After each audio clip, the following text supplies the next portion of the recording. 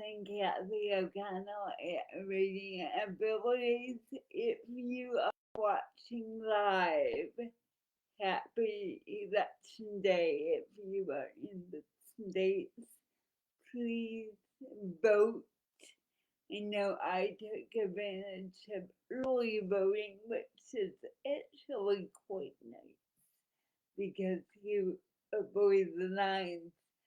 So it feels so good to have your voice counted, and especially if you live with a disability, you know how important that can be. So I want to announce that I have decided, for the most part, live videos for the indefinite future will be Tuesdays at noon Eastern Time to provide some consistency. And if you have never seen one of my videos before, they tend to go 5 to 10 minutes and not very long. And I tend to elaborate on a strategy, a tip, or a mindset on dating and relationships that is expanded on from my podcast, Dating, Relationships, and Disability. Today, in this week, I should say, it came out today. The podcast sits around saying no to sexual ableism. Now, many of you are like, what even is sexual ableism? It's a form of discrimination towards people with disabilities within dating, relationships, sex, that views people with disabilities as inferior in those areas simply because they have a disability. It's discrimination. And unfortunately, it's very real and something we need to contend with. And what I like to advise some people on doing is rising above sexual ableism.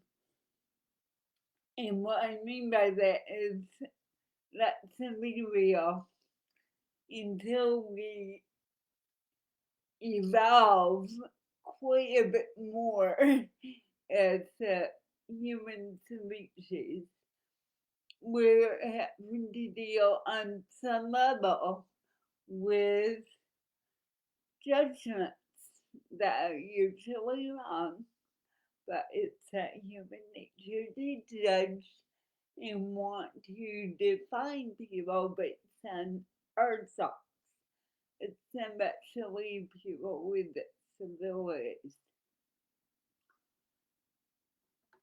In the realm of dating and relationships, we know that there's a lot of sexual ableist thinking that doesn't even allow people to consider you as quote unquote dating material if you have a disability. That is actually not what I'm focusing on in my video today in the podcast.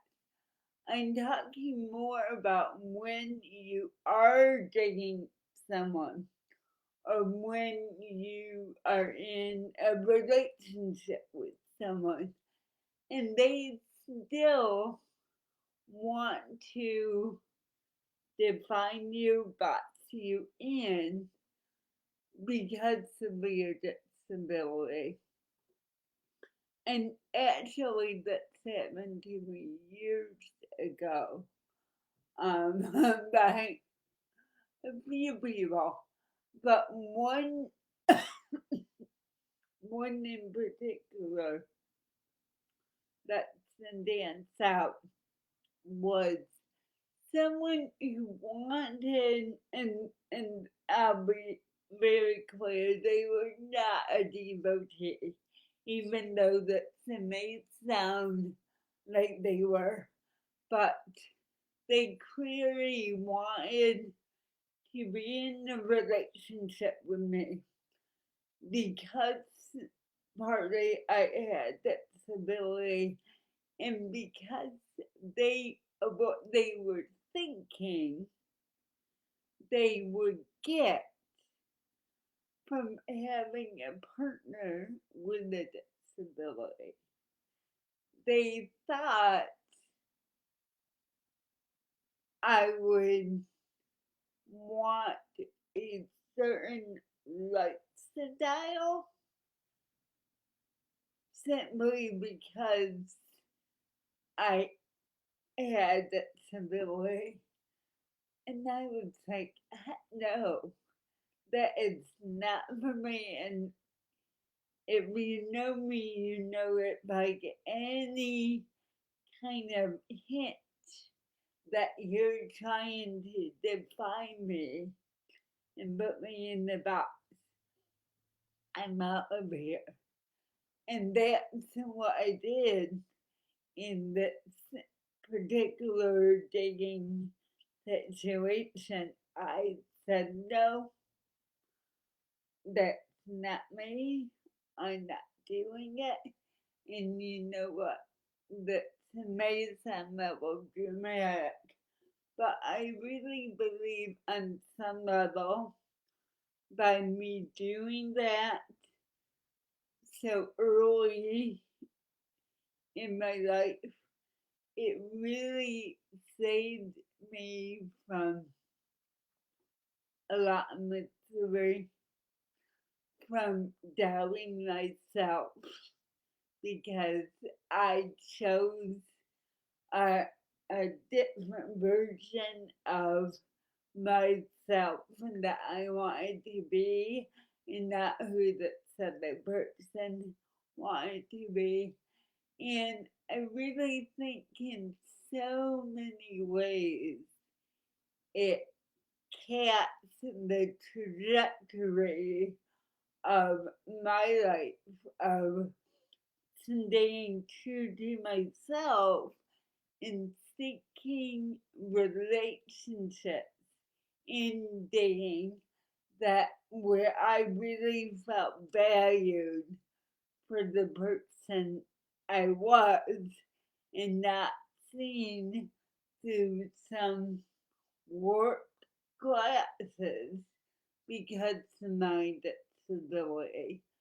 So those that's what I'm talking about, that more maybe complex, subtle ways that we can know someone, maybe date them, even be in relationship with them, and still deal with sexual ableism, and how important it is to say no, that is not me, and see you because I'm not putting up with that.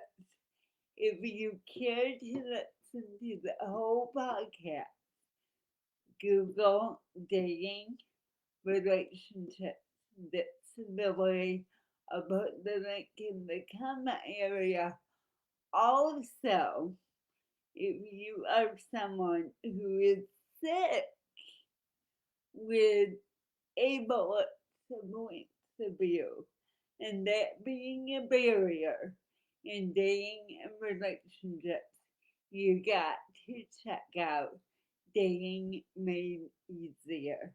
It's a program where we provide you consistent, ongoing coaching and support, along with a ton of resources to create dating and relationship success and that feels so right for you.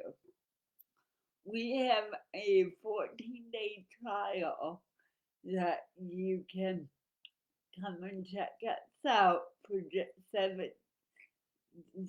$7.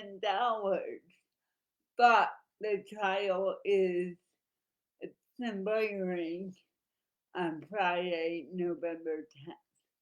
So you want to check that out. Come and you can see all the resources and benefit from a couple meetings in that 14-day period.